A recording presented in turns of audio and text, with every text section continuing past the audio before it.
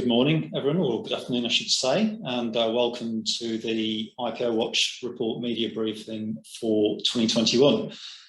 Now, with it being a PowerPoint presentation today, there's going to be a few facts and figures that we'll be going through, but just to let you know that all the details will be in the report. And lastly, just before we move into the content, just as an association of accounting firms, we're very much focused on the small cap end of the market today. So a lot of the commentary that we'll be talking through is actually geared towards small caps as well. And we define those as those companies with a market cap of 100 million. So we'll move on to the first slide now. Great. So this is just a little bit of an overview of what's happened in 2021. And in fact, just over the previous 5 years. So the bar graphs there are the volumes of listings, and the line graphs there are the dollars raised.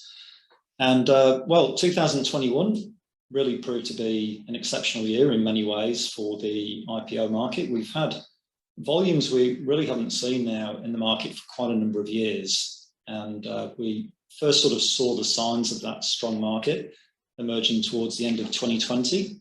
We had large listings, as you can see on the graph there, coming through in that final quarter, and that's really continued throughout 2021. So we saw a total of 191 new IPOs that listed on ASX in 2021. So that's a huge increase over what we've seen there in the prior year, which was 74. And in fact, pretty much by the time we got to the middle of 2021, we knew we were in for a big year at that point because we were already pretty much getting close to the figures for the whole of 2020. So on the graph there, you can see that there was two huge quarters there in the September quarter and the December quarter. So those quarters saw a flurry of listings, and that really made the ASX advisors, management teams really busy during that period of time.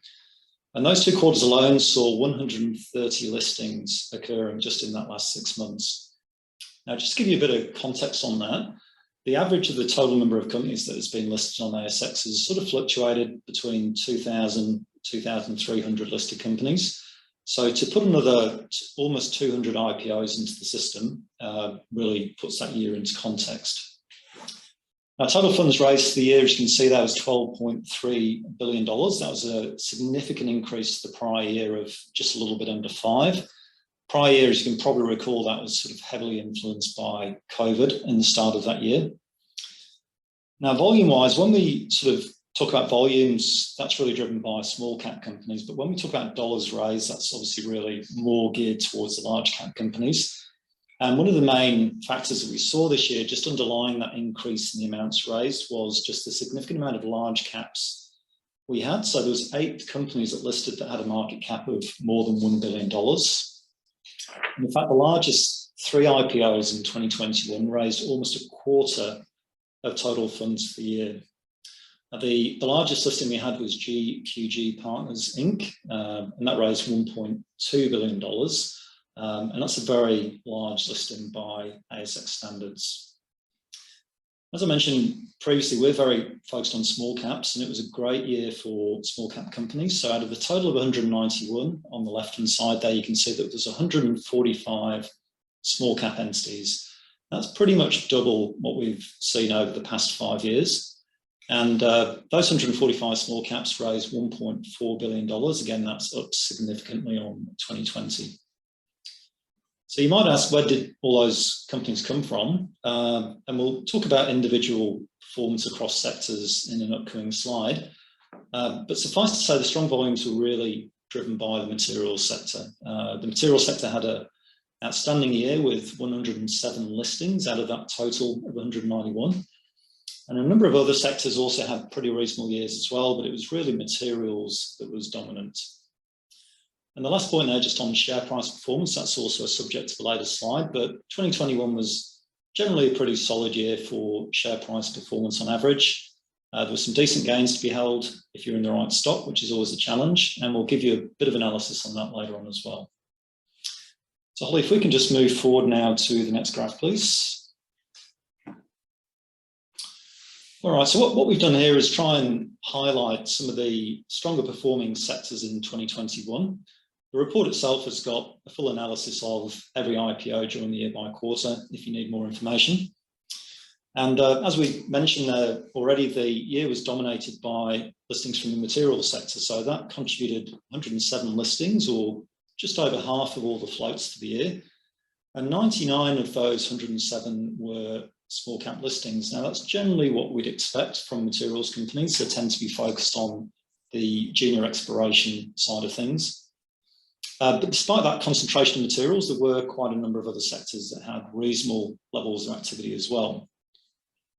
So the top bullet point there was 21 different industry sectors represented, and that compares to 15 in 2020. Part of that is obviously what we'd expect when you've got a period of higher listings, to have more sectors represented. In terms of those other sectors, probably the most significant one there was software and services, with 9 new listings. And then we also had 8 in the other sectors we've got down on the right-hand side there as well. Technology and healthcare are probably worth a mention. They've been very interesting this year from a global perspective. They've probably been the most successful sectors in terms of the volumes of IPOs that are coming through, and particularly technology, if we look at that in the context of what's happened in the US market. Hasn't really translated, unfortunately, to activity on the ASX here, particularly for technology. As far as healthcare goes, we generally see healthcare listings grouped under healthcare equipment and services, and also a little bit within biotech and pharmaceuticals. And those listings had, those sectors had 6 and 8 listings as well. So it's not too bad from the healthcare perspective. Now, the level of diversity across industries has been interesting this year, not just in terms of how many sectors we've seen represented, but also just in terms of the diversity of individual companies within those sectors. For example, this year we've seen retailing listings, aquaculture, food and beverage listings, software developers. So there's been some really interesting and unique listings that have come to the market in 2021. Now, we have seen a little bit of an increase in overseas-based listings, nothing too significant. We had 12 foreign listings during the year. That was a little bit up on what we saw in 2020. About a third of those listings were from the materials sector. We had 5 listings from operations in the US, and there was also 2 Israeli-based tech listings as well. And the last point there on share price performance, we will come on to talk about that shortly. But again, it was a very positive year overall, with 13 out of those 21 sectors enjoying year-end gains on average. So let's move on, and just on the next slide now, and we'll talk about subscription rates and just see how well supported IPOs have been. And really, new floats have been pretty well supported in 2021. We've seen 87% there in the second bullet point of IPOs meeting their targets. If we go back to the 5-year average, the 5-year average is sitting around 83%. So that's been a pretty good result overall. Now, large caps have been well supported. 44 out of the 46 large cap IPOs met their targets. If we talk about small caps, they've also performed well, not quite as well, but 85% of small caps have met their subscription targets. So even on the small cap end, we're above that sort of 83% long-term average we talked about earlier on. In terms of companies that haven't achieved full subscriptions, 2/3 of those were actually materials companies. I don't necessarily see that as a reflection of the quality of materials listings coming to the market, but it's probably more so just the number of materials listings.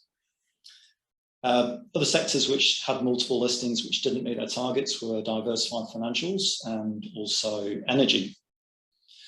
Now, also, if we look at underwriting, as we mentioned there on the slide, so underwritten offers or partially underwritten offers were down to 27% of offerings. That level of underwriting's down a little bit. The 5-year average for underwriting sits around 33%, and it's pretty much an expected result. The fact that you've got underwriting going down, subscriptions up overall, it's really just a reflection of current capital market conditions.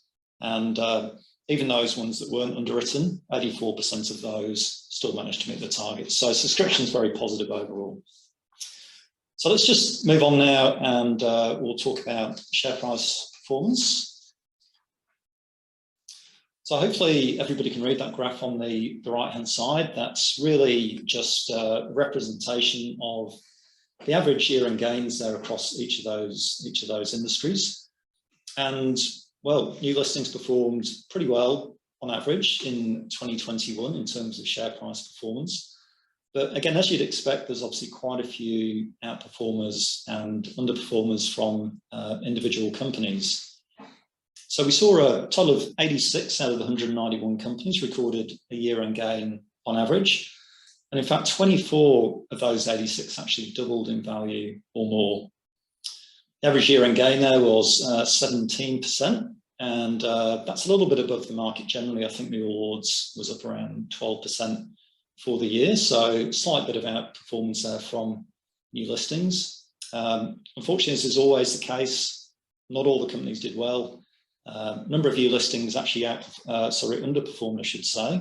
And 57 listings, which is about 30% of IPOs for the year, recorded a year-end loss of 20% or greater.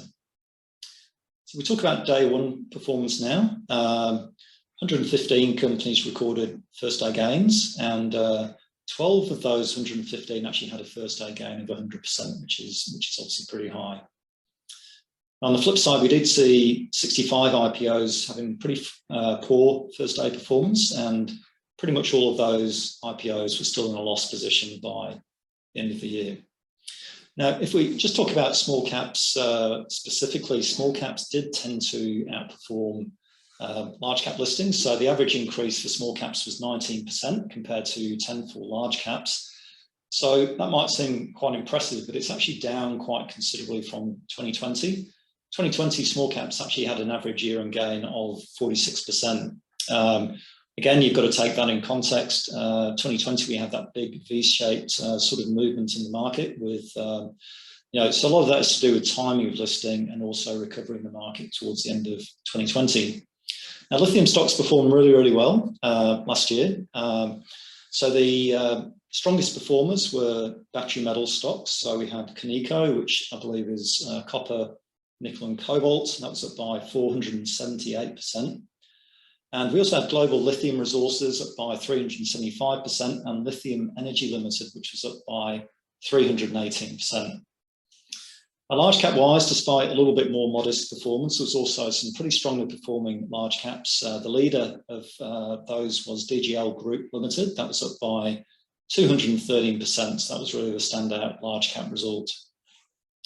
Now, just on the graph on the right hand side there, before we move on, some segments did perform very strongly in 2021, such as transportation had an average year-end gain of 108%.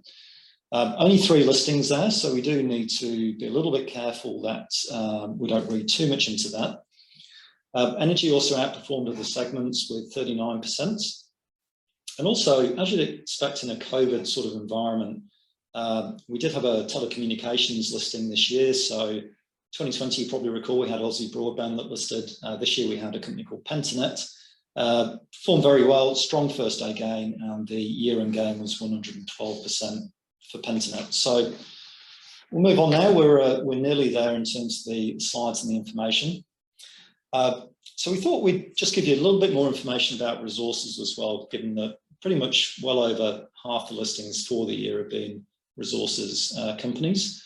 Now, just wanted to clarify here, when we talk about resources companies, we're talking about companies from both the materials and the energy GICS codes. So earlier on, we talked about 107 materials companies, but we're also going to add in 5 energy listings into this as well. So that gives us 112 new resource listings for the year. And you can see on the slide, raising just over $2.2 billion in new capital. Now, a lot of those resources listings were sort of biased towards the second end of the year. The second end of the year was over 70% of funds raised for the year. One of the largest listings we saw in the resources sector was 29 Metals Limited, which raised $527 million. 29 Metals has got production projects in Queensland and Western Australia. Share price performance for resources companies is pretty good overall. Average first day gain of 18%, average gain by the end of the year of 24%. And WA was really over and above the largest contributor. So we've got 84 listings, just raising a little bit under $1 billion coming from WA. WA listings also performed pretty well in terms of share prices. Victoria, we had 10 listings there, and South Australia, 2 listings, which was rare earth projects. 92% average year-end gain for South Australia. New South Wales, 12 IPOs there. Share price performance not really quite as good from those New South Wales listings, so there was an average loss of 5% there. And the other traditional mining state, which is Queensland, only 4 listings coming from Queensland this year. Now, if we look at subscription rates for both materials and energy, pretty solid, 84% there being raised successfully. Now, one thing that's probably worth talking about is what commodity type these IPOs were. And unsurprisingly, very heavily weighted towards gold there, with 60 listings having significant gold projects. We talk about gold projects, we're also talking about those sort of polymetallic explorers that are seeking multiple commodities. And it's to be expected as a result. It aligns with stable gold prices. You can see on the graph there that gold in US dollar terms has sort of tracked sideways a little bit, but if we look at the overall 5-year context, the gold price is still pretty strong. About a third of listings were copper, but lithium was probably the really interesting story in 2021. The lithium price has just gone absolutely gangbusters, as you can see on the top graph there. We're up to, certainly by the end of the year, it was over $60,000 per tonne. So really quite incredible price performance there. And so we had 10 listings for lithium, and actually 6 of those recorded average year-end gains over 100%. So you would have been very happy if you'd invested in lithium stocks this year. The standout performers were Global Lithium Resources, up by 375%, and Lithium Energy Limited was up by 365%. So they were definitely the stocks to be in 2021. So let's move on to the next slide, please. And there's only one more slide to go, and it's really just a bit of an outlook on what's going to happen. So is this going to continue into 2021? And look, we've seen obviously a significant amount of IPOs coming to market. We've had pretty much a record final quarter for 2021, and the pipeline's still looking pretty reasonable for Q1 of 2022. So we've got 27 companies there seeking to list, and this was at the date of writing the report, so this is early January, and they were seeking $250 million. So again, that's quite a bit up on what we saw at the start of 2021, and it continues to reflect the dominance of the materials sector. Of those 27 listings, 17 of those are materials companies, and 3/4 of those companies are looking for gold. So very much a continuation of what we've seen already. Technology listings, we've only got 5 listings there, so 2022 may be a little bit difficult for tech, just given the current environment. No real proposed IPOs of any size. The largest one at the moment is a real estate investment trust that's looking for 45. In these numbers, we've got Before Pay Group Limited. Obviously, Before Pay Group is literally just listed over the recent weeks. Future Horizon, look, really challenging. I always like to remind people I'm an accountant, not an economist. And there's just so many uncertainties there at the moment, just with the equity capital markets in general. But we think with the pipeline, we should get a relatively positive sort of first quarter, just in terms of the volumes coming through. So if we just move on to the last slide. So it's just a summary. I'm not going to go through all those. It's just a summary of the key themes and topics that we've discussed during the presentation. So excuse me, at this point, I'll hand back to Claudia and we can go through any questions.